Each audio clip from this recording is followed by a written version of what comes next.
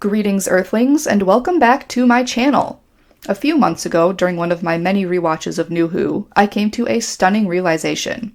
That the Daleks in Manhattan / Evolution of the Daleks two-parter in Season 3 with Ten and Martha bears a lot of similarities to the second Doctor story, Evil of the Daleks.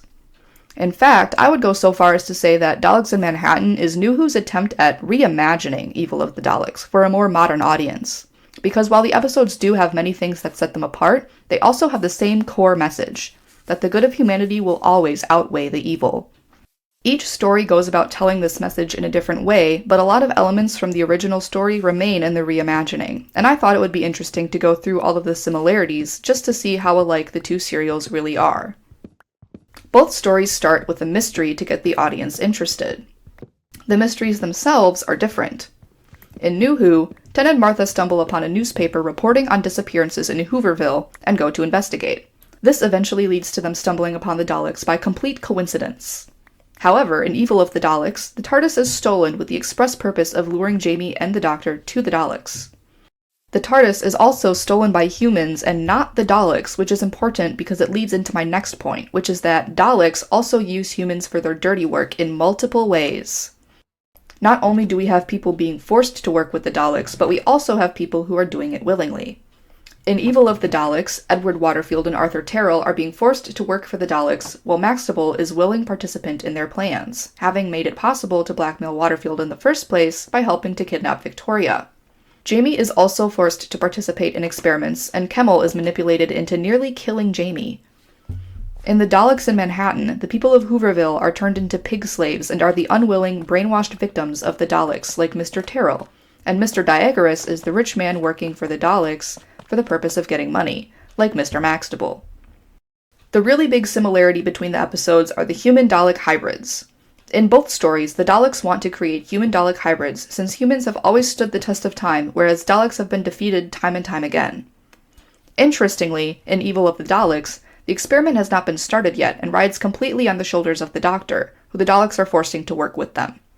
In Daleks in Manhattan, the Daleks managed to create a human-Dalek hybrid all on their own, and only Dalek Sec wants the Doctor's help to convert the rest of the humans. Both times the Doctor ends up cooperating because he has faith in humanity.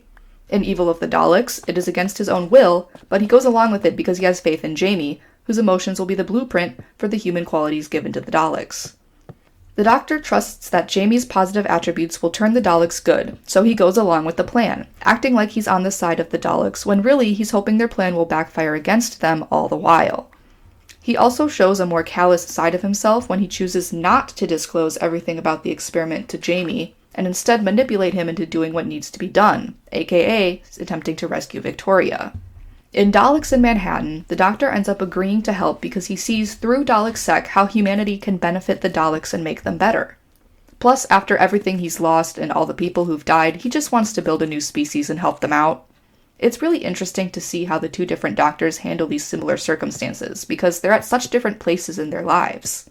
The second Doctor approaches the situation much more methodically and less emotionally, like the 10th Doctor does. The second Doctor does what needs to be done, sometimes at the expense of others, while the 10th Doctor shows compassion to his enemies because he can't bear to witness any more death. The hybridization of Daleks with humans has the same effect in both stories. In one, we get Alpha, Beta, and Omega, 3 adorable little guys who look just like regular Daleks, and in the other, we get this monstrosity. But we're not here to judge.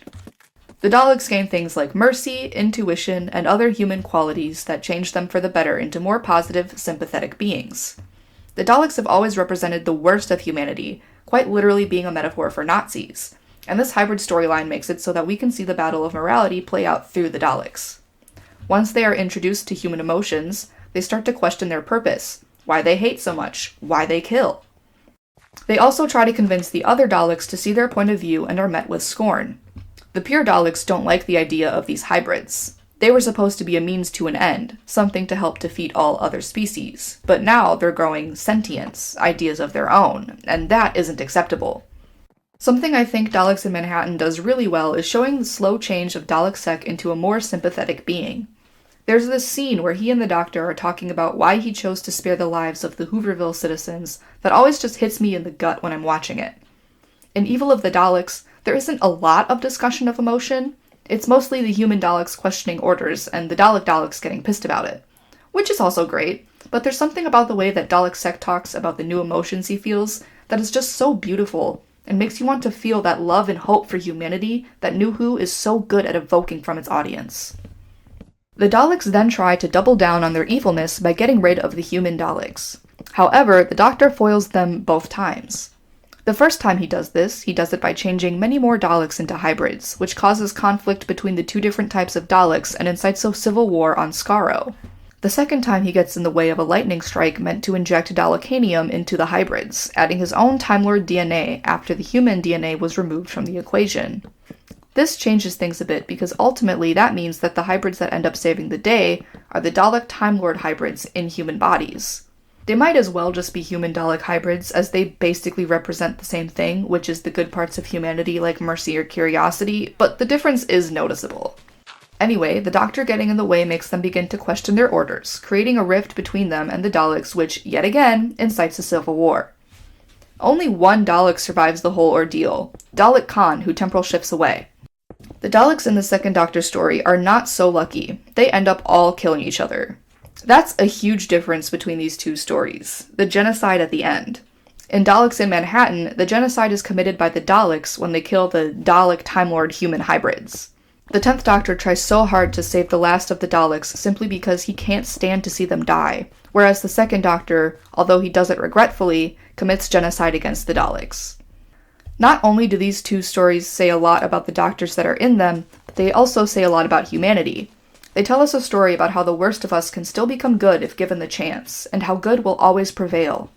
That one person questioning a regime can be enough to topple a dictator if left to grow into a movement. In each story, there are moments where the human Dalek hybrids begin to question the reason for their indiscriminate hatred of other beings, and why they kill the way they do. Both scenes are extremely powerful and well done, and I think both scenes represent what make these two stories so great, which is the exploration of humanity through the lens of a Dalek story. If you watch these episodes aware that Daleks are meant to represent the worst of humanity, they become tales of resistance and compassion, and show that humans are capable of so much more than evil. After all, if Daleks can become good after experiencing just a sliver of humanity, then think of what's possible for us, real people.